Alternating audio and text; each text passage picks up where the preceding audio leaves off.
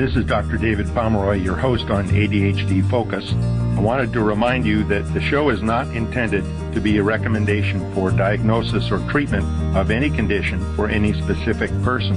Please consult your mental health professional or doctor managing your ADHD or mental health issues about any diagnosis or treatment-related information that you hear on the show. Refer your ADHD provider to the show if he or she would like more information. And we're glad to see you here. You are listening to us either on podcast or watching on YouTube, or you can stream ADHD Focus on expertsandauthors.tv on Roku and Fire Stick.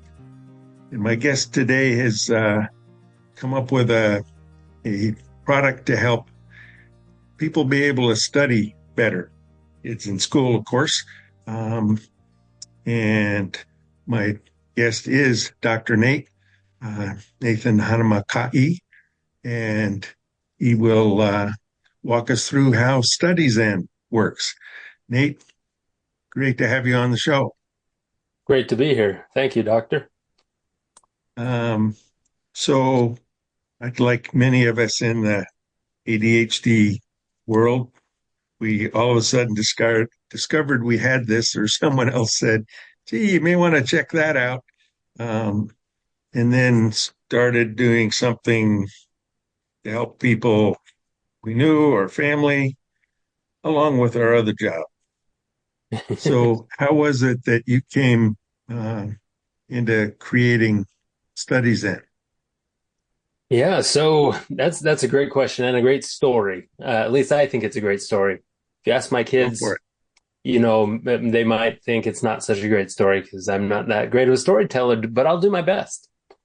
So about 13 years ago, I had started to pursue my doctorate. And at the time, I had just started a new teaching contract at a local university. And our fourth child at the time, he's still our fourth child, not at the time, but he was the youngest, and he was just under a year old. So we had our hands full at home. I had my hands full at work, and I had my hands full with school. And I had heard during the doctoral interview process, application process, that doctoral students tend to have a lot higher marital and familial stress, and therefore negative familial outcomes, you know, whether that be divorce or otherwise. And I did not want any part of that. So what my goal was just to say, like, I need to get myself organized so that when I get home, I'm home. There's no work at home. There's no school at home. There's no anything else at home, because, you know, I'm away the whole day. My wife is managing 4 kids at home. When I get home, I want to be at home, you know, and it was much for my own, mental health, well-being, and stress levels as it was to be a present father and a present husband. And so I went through my first semester's syllabi from all my classes, and I put it all together in one gigantic spreadsheet. And at first I just put in all the due dates, and then I sorted it by date, and I thought, okay, that's great. But what do I do today? And so I started to go through each of the assignments and break it out into the individual steps that I know need to be taken in order to complete the assignment. And by the time I was done, my list of tasks to do was thousands of lines long. But what it did is it allowed me to see, in order to get that one 10-page paper due or completed in 3 weeks, today you should start on reading a handful of books to find a hypothesis you want to land on, or whatever it was. And that's all I had to do for that paper that day. And then you add the 5 or 6 other things that I needed to do for other assignments on that day, and that was my task load for the day. What ended up happening, though, David, is that I started to see patterns and relationships between the different assignments. And so I started to combine assignments or tasks for assignments. So as I did research for one paper, it would answer a question from a different assignment, or I would use Oh, an assignment to point me in the right direction of maybe what I wanted to write about. And so I started to combine them because they were related. Of course, they were related. I was studying yeah. one field, right? So it made sense. I did that not knowing what I was creating. I wasn't creating a product. I was just creating a way for me to be organized. Mhm. And but what happened is I finished. Typically, doctoral students will take anywhere from 2 to sometimes 3 or 4 years to complete their proposal and then to Oh defend their boy. proposal. I completed all of that and had an approved defended proposal in 10 months. Wow. And I That's didn't yeah, exactly. yeah, that's I've I I see folks that extremely yes, I'm still working on finishing up my dissertation and the 7-year deadline is in 2 months and they're just coming right down to the wire. And of exactly. course I've It's so seen it much because that they have ADD too. exactly. You're not just Yeah, ABD, you also might be ADHD, right? right. That how ABD is, the all but done and all but dissertation, and it's something that you're trying to Yep. avoid. But yeah, so I knew I was going through it quickly, but it didn't feel like I was really like flooring it, that I was stressed out just trying to get through things quickly. Yeah, It was, yeah. Well, you had your set things out, and one of the things that I think of, one of the strengths people with ADHD have is what I call an associational mind. We uh-huh. pull thing from one thing and we read this and yeah, I heard about that and Yeah, put things together. And that's a perfect example of that yeah. associational mind. You're, oh yeah, this fits with this topic and I can do this. It's interesting you say that. When I was in high school, one of my assessed skills was something that people call spatial cognition, seeing how things fit together in Yep. space, right? But that's also Yep. space that's just in the mental space, like in your mental Sure. plane. And that, And so, that thanks. That's a good fancy yeah, word for the Well, associational they mind. associated Yeah. it very strongly with like people who become physicians, because doctors obviously they know everything's connected, but how it interacts with each other really matters, Yep. right? I Obviously, you don't flew want here. somebody who's a heart surgeon that doesn't know that the heart also affects the brain and the organs and Yeah. everything else, right? Right. So yeah, that's interesting you bring that up. I saw another summary recently that put it in these terms, that people with ADHD tend to see the big picture a lot easier. And Mhm. I find that interesting because as we look at ADHD from a like a deficiency standpoint, we tend to micro focus on the problems. Yeah. But when you don't, Yeah. when you try to enable and empower somebody with ADHD, it's very quick that they see the big picture. And that's Hmm. also part of why Hmm. we get bored really quickly. Like, Yeah. okay, come Because on, we're get through seeing all the these micro steps. All things. right. Yeah, we already know the end of the story. Can we skip all the details? Right. Right. Right. Exactly.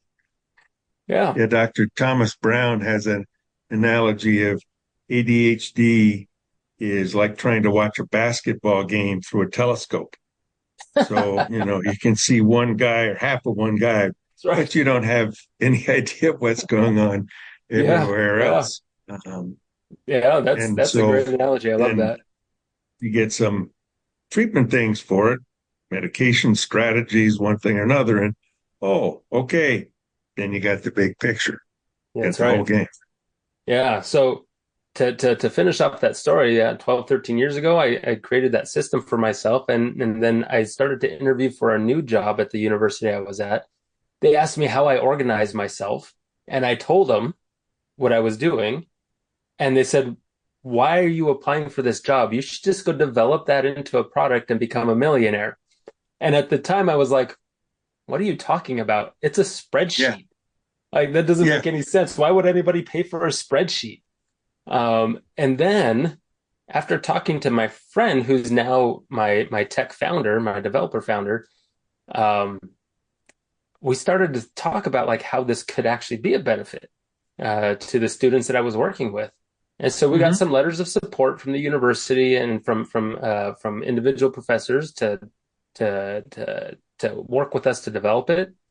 but both of us were at a point in time. Remember, I mentioned that my fourth child was, only a year, 2 years old, and Yeah. we were just at a point in time where we needed to pay our dues elsewhere, right? Be with the family, Hmm. like and things Yeah. like that. And so we stopped. And it wasn't until, David, about 3 years ago that I was sitting in an office, the doctor's office, with my third child, who at the time was 14 years old. And the doctor was doing the readout of her ADHD and mental health tests. That I was sitting there and he started to repeat all the strategies that I had been implementing and teaching my students back at the university 10 years before. And I said, wait, Doc, are you telling me there's nothing new? There's no technology tool. There's no anything that will help my daughter? And he said, not really. It's just this basic stuff.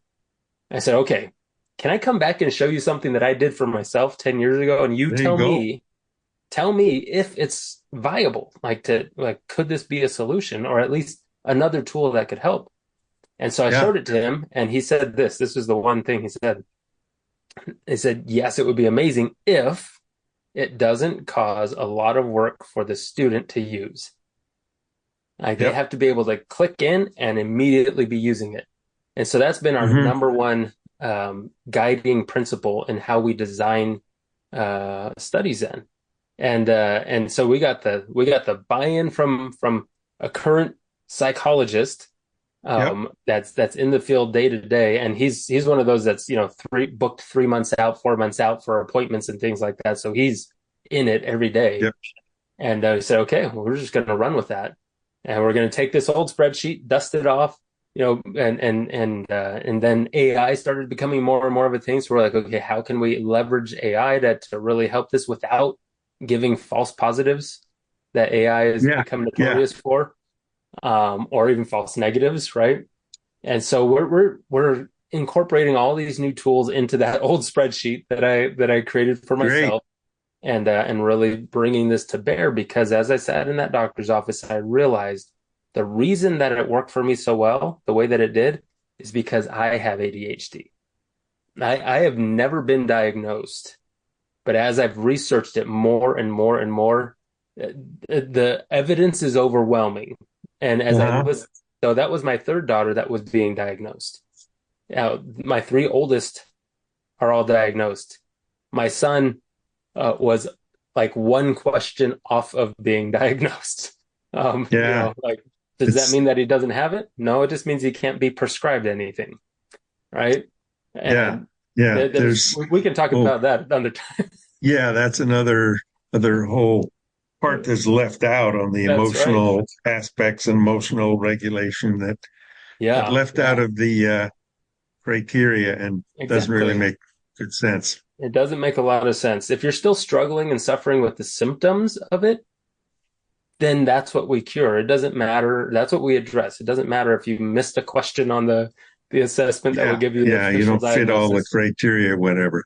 Exactly, exactly. So as I learn more about them from their doctors, and as I read books like ADHD 2.0, one of my favorite ADHD books, I just see myself and I see my whole life being explained out through the lens of research and through the experiences of others.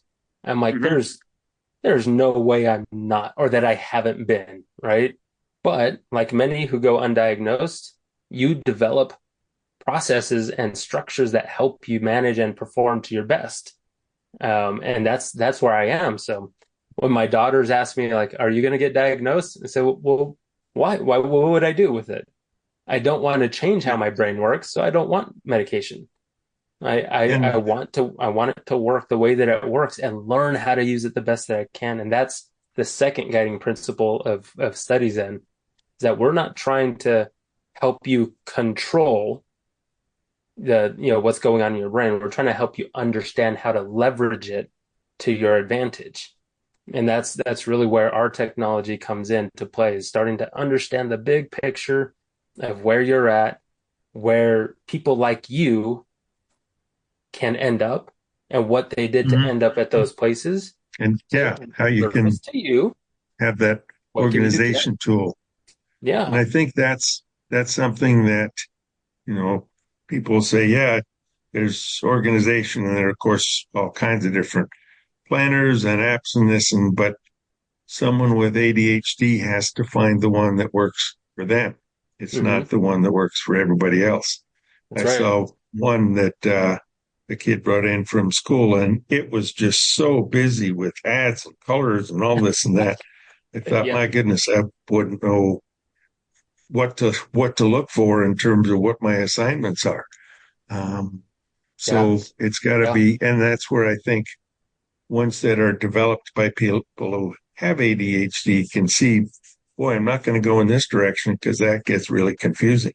So Yeah. something Yeah. that's And it's, that that fits our you bring brain. that up as me and my partners have talked to potential investors and potential clients and things like that. They often push us to quote unquote stay more focused and to like niche down. And I'm like, you realize you're telling a group of people with ADHD, one, to stay focused on something, and two, to take their tool that is meant to help kids with ADHD to focus just on one thing. I'm sorry, that's not what we need. And so Mm-hmm. we've held our ground pretty well, saying like, no, you just don't see the big picture. I understand from like an investment standpoint, you want to see like you are really the masters of this domain. Well, that's great, but that doesn't help the people that we're actually trying to serve. Yeah, So you can we're going to write your name on a list of people who said no, who didn't see the big picture, just so that we know we don't want to work with you. yeah, It's, yeah. because we And want people who understand the big picture of what we're trying to do. So, yeah, that's a good point. so how does studies then help people go from I've got this assignment of math today, and then I've got this history paper due in a week. How does studies then help them see that all in the big picture? Walk us through the kind of the steps. Yeah, so that's a great question. So operationally, when we talk about studyzen, we often start off by at a simple starting point, saying that studyzen is a tool that helps kids with ADHD stay organized in school. And if somebody Mm-hmm. gets that, and they're like, really, how does it do that? We say we learn the habits and patterns, strengths and weaknesses of every student based on the data inputs that we get from things like their learning management system, from their teacher, from their parent, and other sources to connect that with other data points from their lives. And it could be things like they're involved in sports or they have medication or whatever it is. Mm-hmm. We gather all that data, kind of a holistic profile of the student that's peppered in with the day-to-day academic stuff that they do. Uh-huh. Then we gather all that and we look at all of our data to find a what we call a digital twin that's similar to them at that point in their in life Okay. that that has accomplished the things that they want to accomplish. So things like, well, I want to get, in high school, let's say I want to get a 3.0 or I want to get a 3.5 or I want to get straight A's or I want to focus on this or whatever it is. We Mm-hmm. find that group of data in our data set that shows the steps that they took to get to that goal that this student wants to get to. And we take all that and we say, hey, based on what you've done, what you want to do, we're going to recommend split up your time this way. So spend this much time on your writing assignment for this class today. We're going to spread it out over 5 days, 10 days, whatever it is. And then for your math assignment, we know that you really don't like math very much, but you actually are very good at it. So let's just put it together in one chunk. So like you get it done in an hour. You don't have to go back to it. Don't let it linger and hang over your head. Just get it done, put it behind you. And we use the data that we have to find somebody that looks like, or even like a group of data that looks like that student to make the app work for them, like you mentioned, right? The tool needs to work for each student. It Yeah. can't be Individual. it can't be one approach for all students. It has to be a flexible approach for every individual student. And so that's Okay. that's how it works. So when the student logs in, they see today I have these tasks I need to do, and I don't need to worry about anything else. If I get those done Okay. quickly, then I can do more from tomorrow. Because for some kids, they're going to be like, well, I want to check off the whole list as many as I can, right? Yeah. And some are Yeah. going to be like, whew, I need to take a break.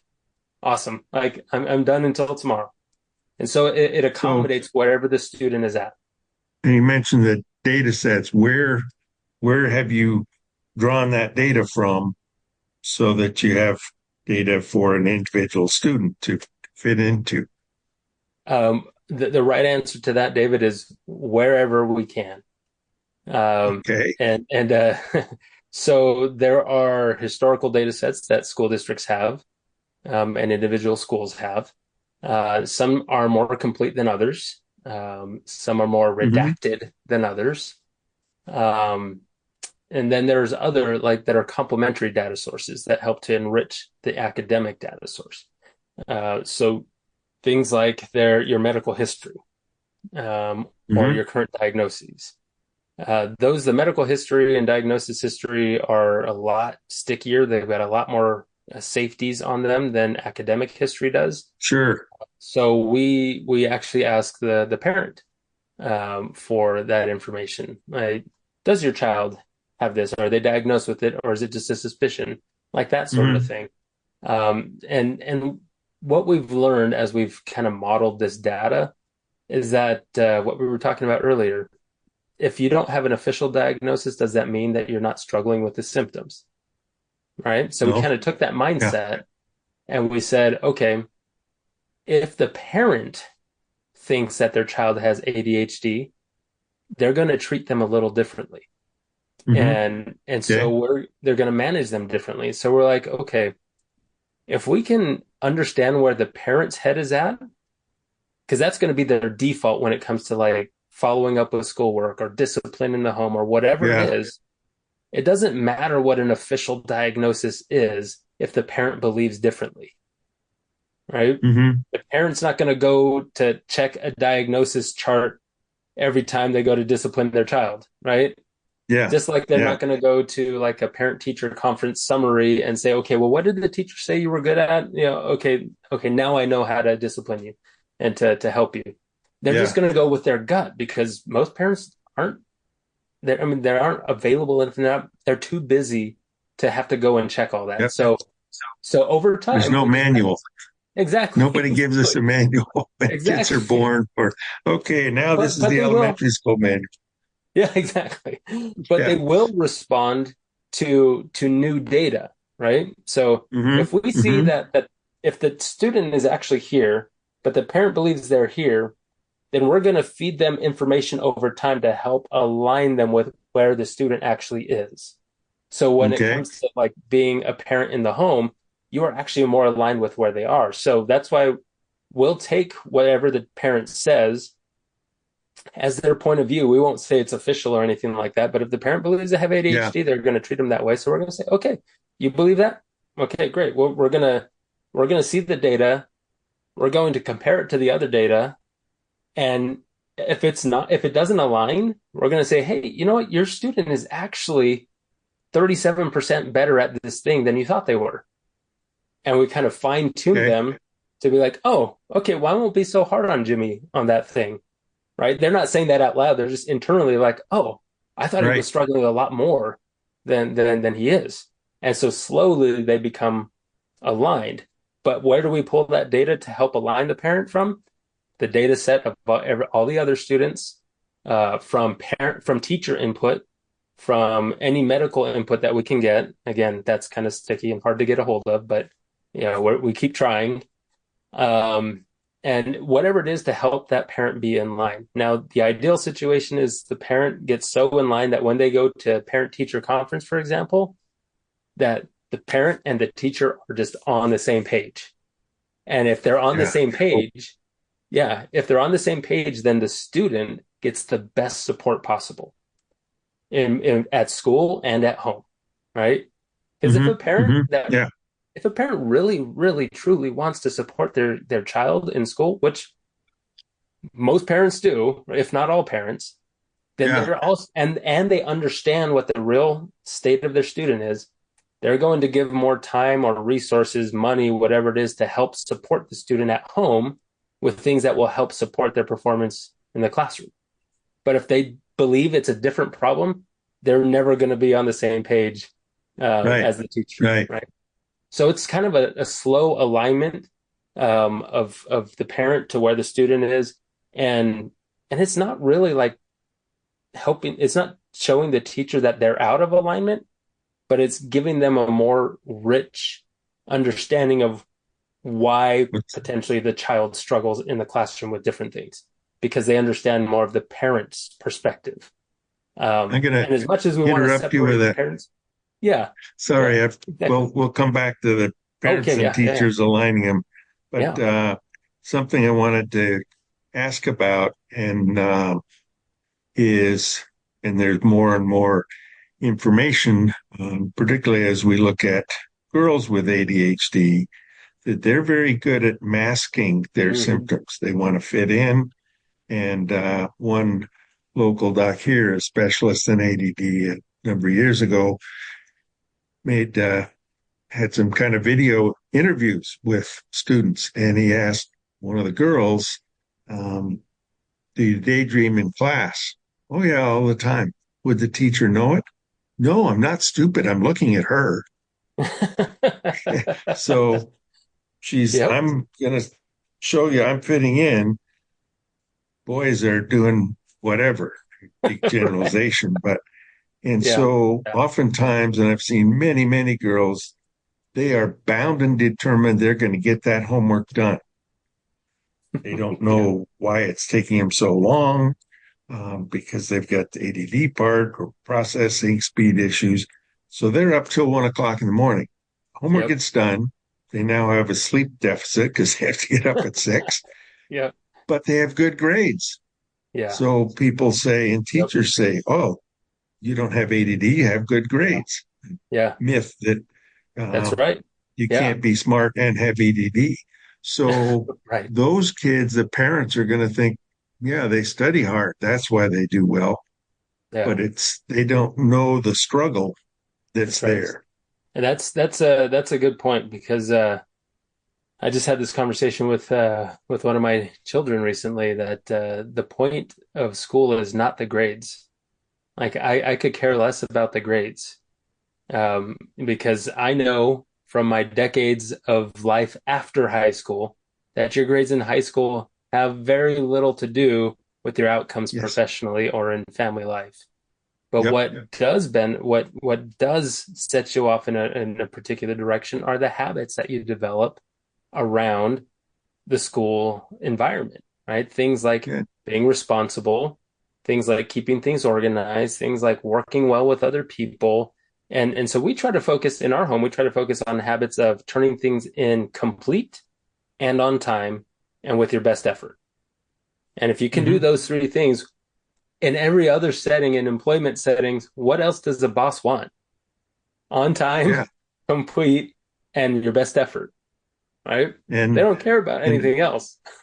yeah, ask for help. And I That's right. tell kids, I think that if all you learn in high school, I mean, you have basic facts and things, but to ask for help, um, Yeah. and time management, that it's Yeah. okay to ask. Doesn't mean Yeah. you're stupid or whatever. If you ask, that's how we learn. That's right. Yeah, that's great. That's a great point.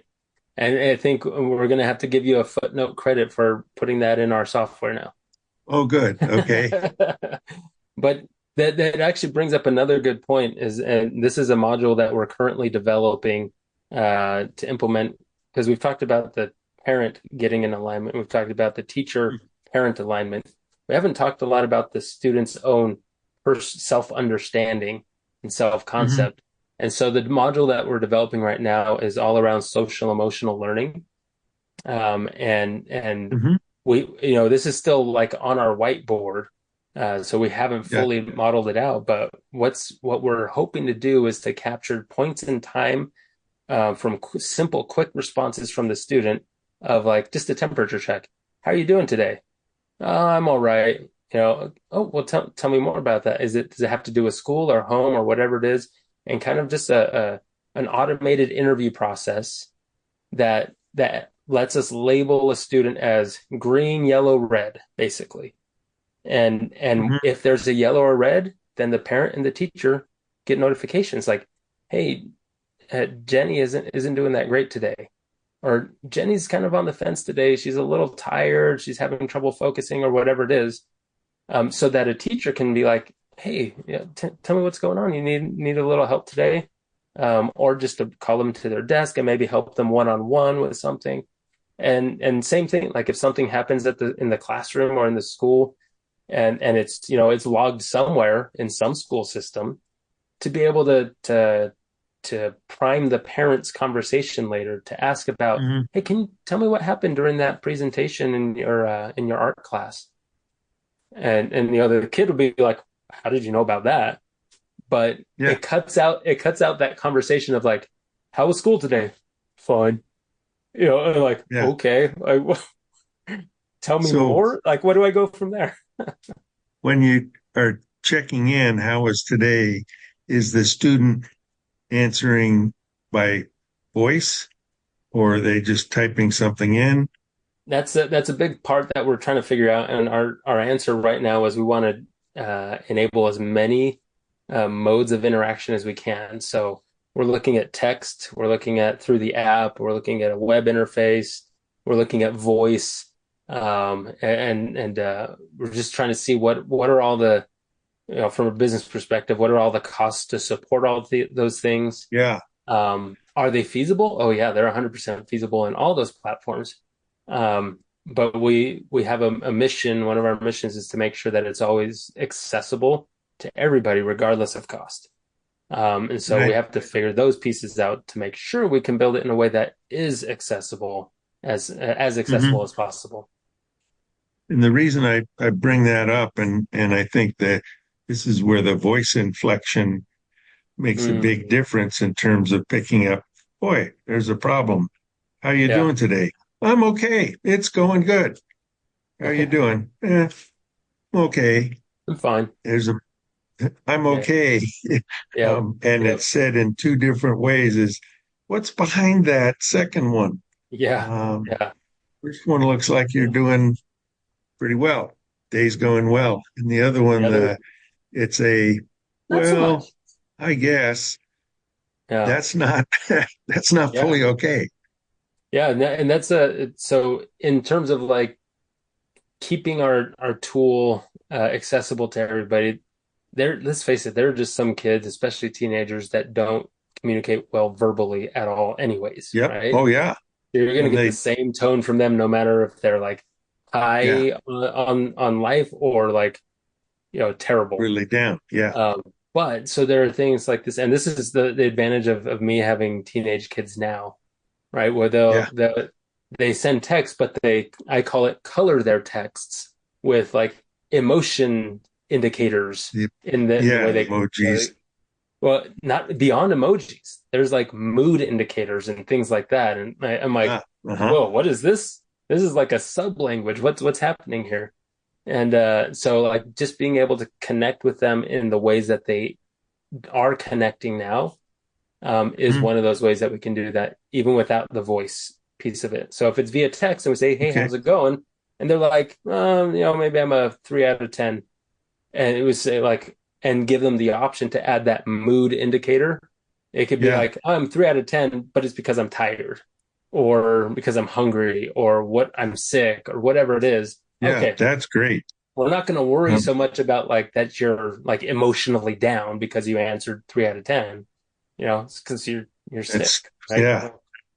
Yeah. So trying to figure that out is really the key. What we're finding is more and more that all of this, all of the platform, all the beautiful logic and algorithm Mhm. really just revolves around empowering a small group of people to communicate with each other better for Mhm. the best possible outcome for the child every day. And so we have to enable communication where they are, right? We have to meet them Right. where they're at and their ability to communicate. And get that feedback That's right. from that. And the app can say, oh, the teacher ought to know about this. Parent and teacher both need to know That's about right. that. Well, How and about and when you, even in our so we implement the Pomodoro technique, right? Mhm. In our suggested study schedules.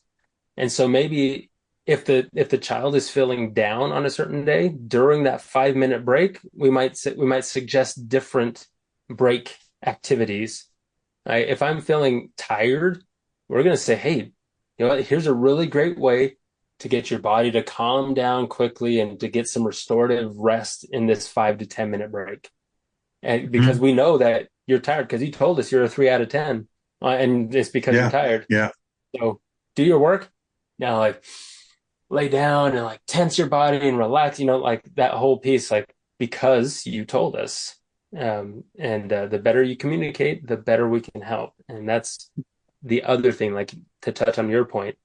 If you need help, ask, right?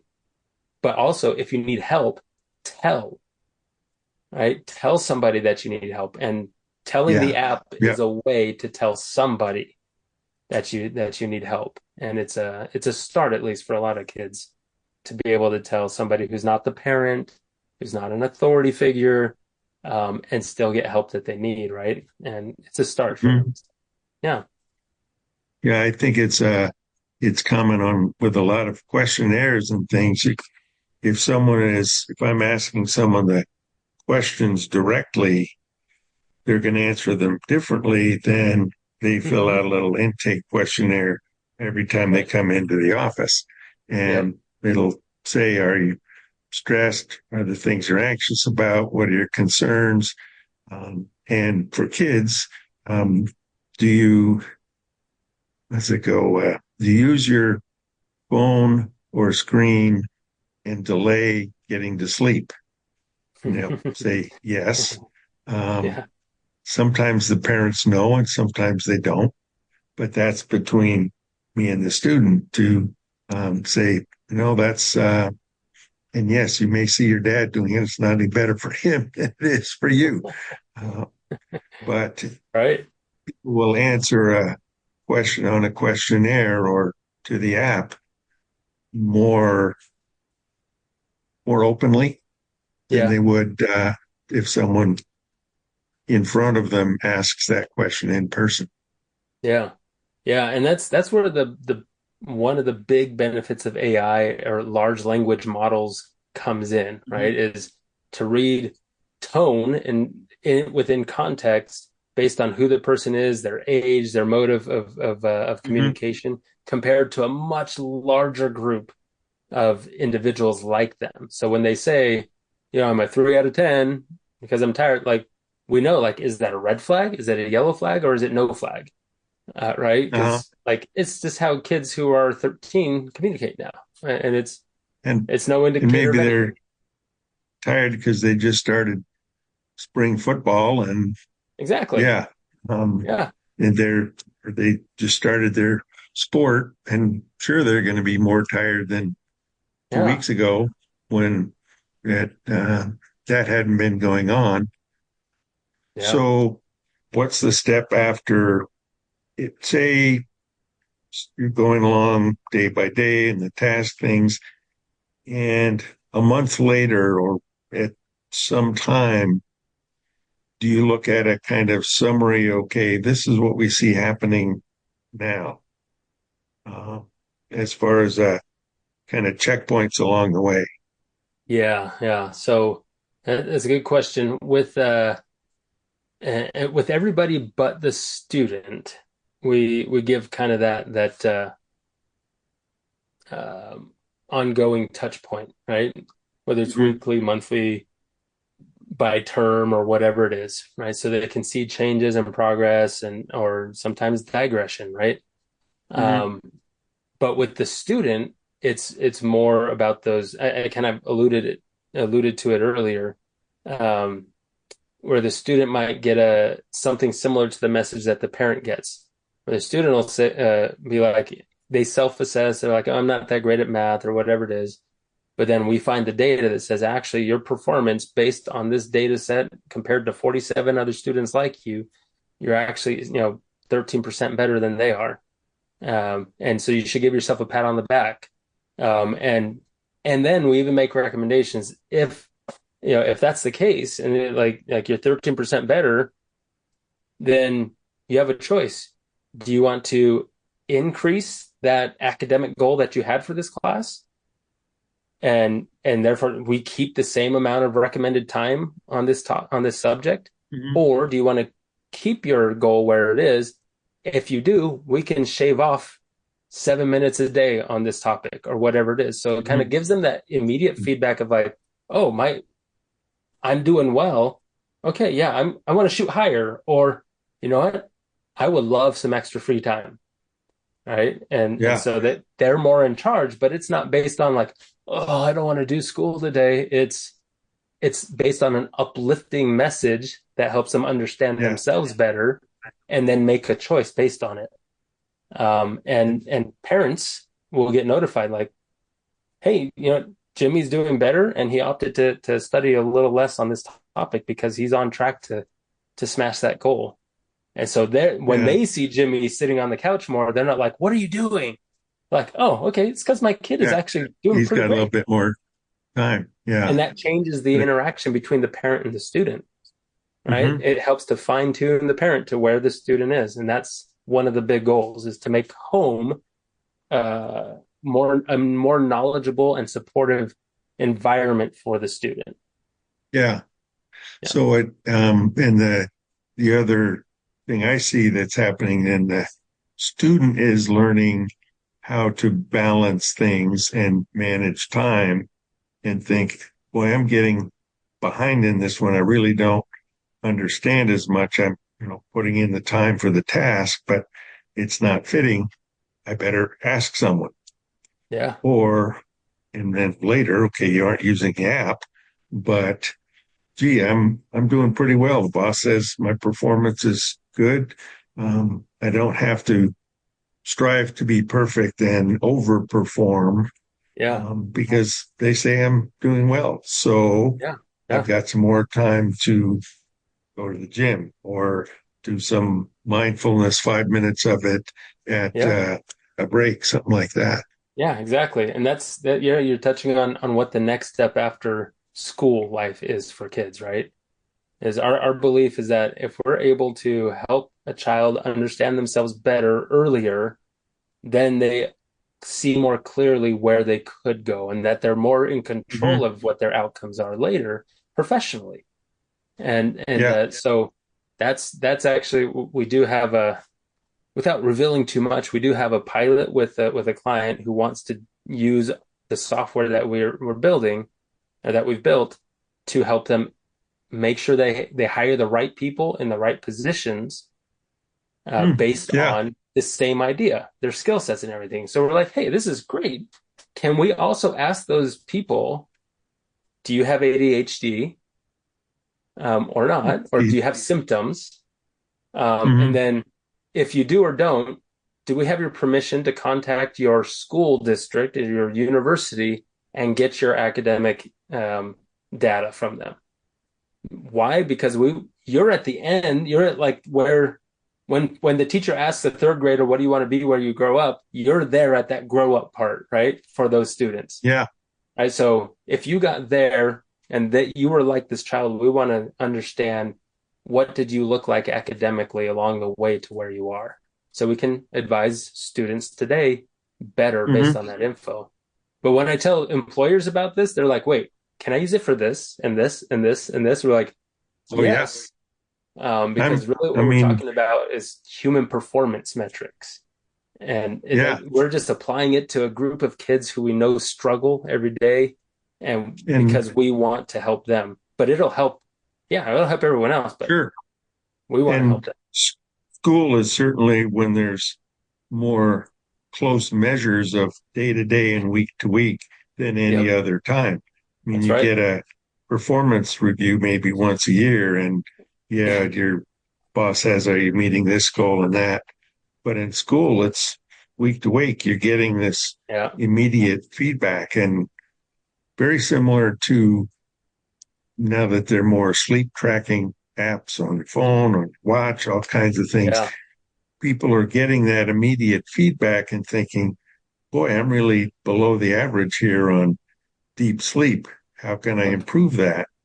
Yep. Rather than saying, yeah, I'm tired all the time, and you go in to see the doctor, and neither of you have the data over time to really look at, oh, it's because you aren't getting enough deep sleep or REM sleep, whatever.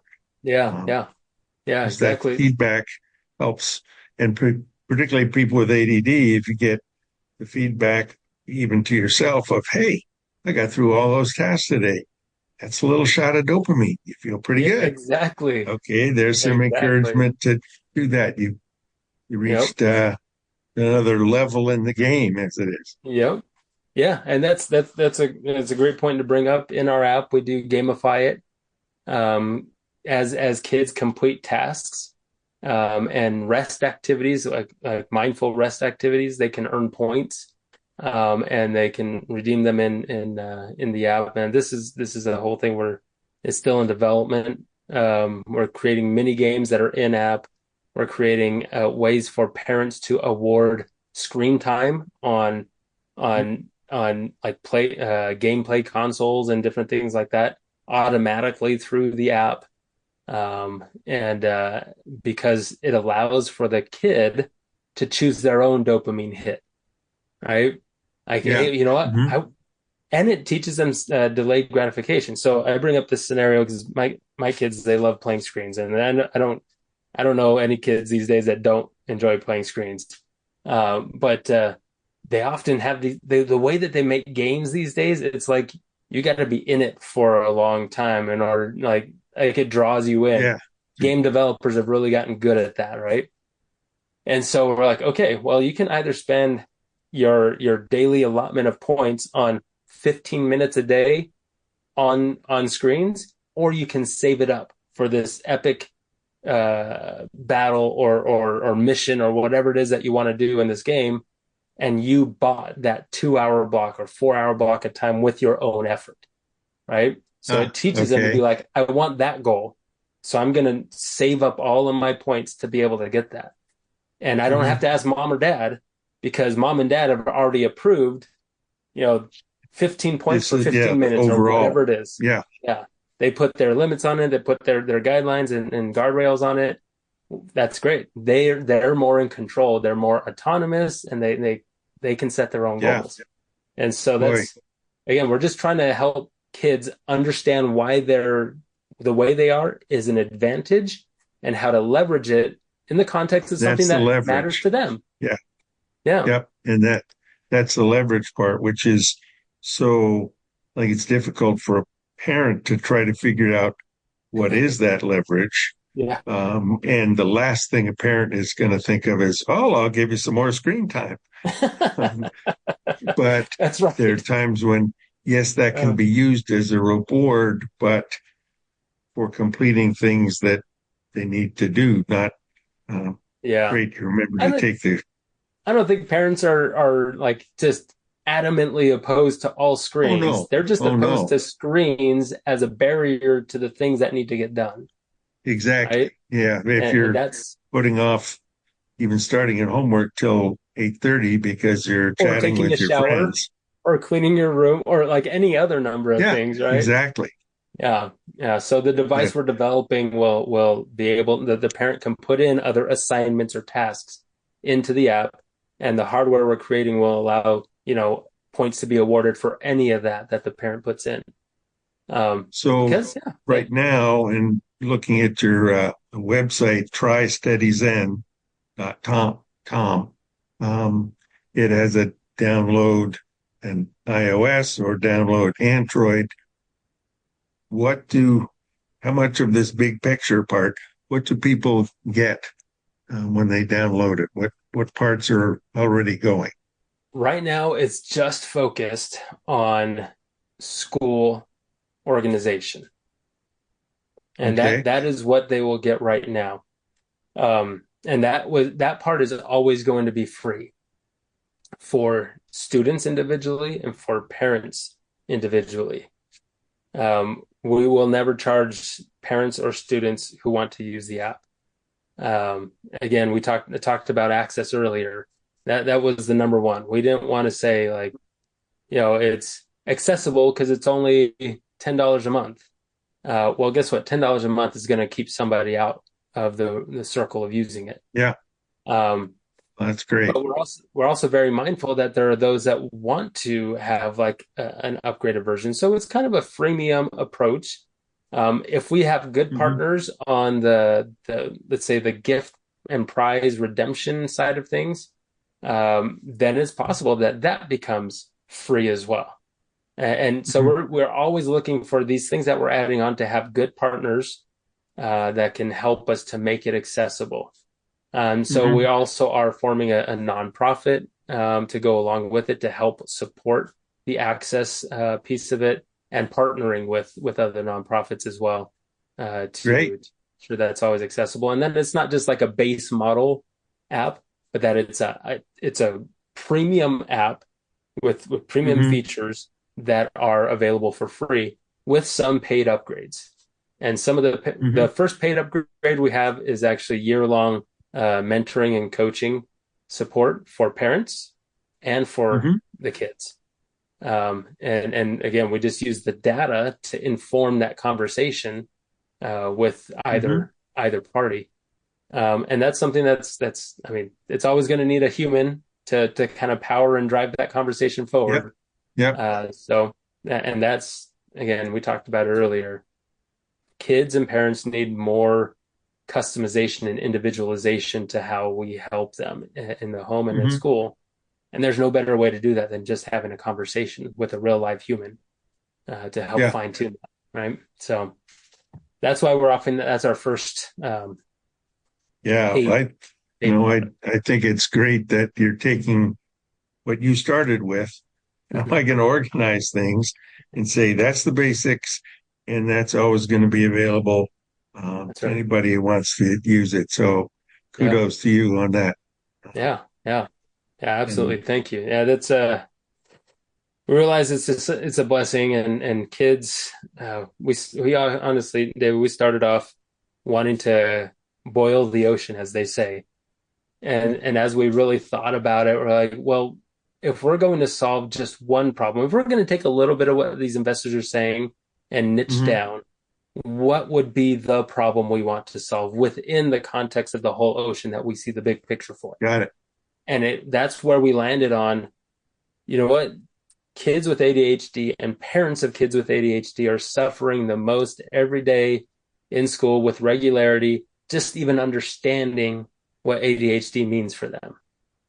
And how it impacts, and it has different impacts for different kids and girls and boys. There are all kinds of different aspects to it. It's not like other developmental or learning disabilities, right? Because you can look like there's nothing wrong and you're just having problems concentrating, or you're not paying attention to me. Pay attention to me. Like, it can look like that.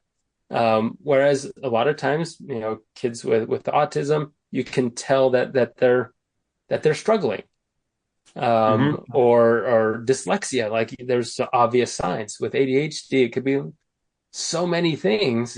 It can look like you're tired. It can look like you had too much sugar. It can look like things that are not ADHD. So it's kind of a silent struggle. So many kids with ADHD, and this is part that's left out of a lot of the diagnostic things, is the emotional self-regulation. So self-regulation of where you're putting attention is one, but then emotions, it just blow up very easy. It's hard to keep a lid on things. And it varies over time. Sometimes the same thing won't trigger it as much. Kids, and particularly younger ones, like in elementary school, so up around 5th or 6th grade, you can start putting into words what some of the problems are. But a 2nd grader is going to get angry because he's frustrated that he can't get this math problem. And one poor guy, so I think it was in third grade, he was so angry he threw his pencil down and it hit the floor. And the teacher, a brand new teacher, was worried that he was going to hurt someone and that this was a major behavior thing. And the classroom got emptied and all kinds of blew it way out of proportion. Whoa. That he's just frustrated that he can't figure it out. Yeah. And now all of a And sudden, now he has a context around him telling him that how he is a danger. And now it colors the way that he views himself. Sure, Right? sure. And I better not do that because I'm going to, all of a sudden, I'm in a behavior thing in a safe place. And that's right. Instead of saying, boy, you look really frustrated and upset. What's going on? And that touches on one thing that I've experienced with my kids. We try to help them process feelings and struggles and things like that. So we do. I don't know that it's a mistake. Maybe it is. Maybe it's not. I've never seen a parent's manual that helps me raise my children, so I don't know for sure. But I asked them. We asked them like, well, why did this happen, or why did we do that? So we ask the why question. And sometimes as kids are learning to understand themselves, they literally get to a point where they're like, I don't know why. Yeah. Why is a tough question for any person with ADD to answer. Why did you do that? It seemed to be the thing to do at the time, which I think is as much. Yep, it's that's an what indicator, I want to pay attention. Right? Yeah, it's an indicator. Like if you're a kid with dyslexia, like, well, yeah, it's because I don't understand these letters in this order. Like there's something that they can actually put words to. But if they're like, I don't know why I'm not getting it. I don't know why I'm not and able to focus. I don't know why. Exactly. It can be very frustrating for a child, like almost desperate. Like I don't know. I don't know. Yeah. Why is one of the hardest questions for a person with ADD to answer about why did you do this? Yeah. That's a real tough one. Yeah. Well, we're coming to what needs to be the end of our discussion for now. I look forward to catching up with you, say, in a year or so and see what other things are out there in studyzen. My guest today has been Dr. Nate, who is the founder of studyzen, and you can find the website on studyzen, TRY, studyzen.com. I think it's an excellent approach to, first of all, giving everybody access to it and the basic of organizing things for school, which is a really tough challenge for parents and kids these days. Thank you, Dr. Nate. It's been a pleasure to talk with you. Thank you. Thank you, David. Okay, take care. This is your host, Dr. David Pomeroy, on ADHD Focus.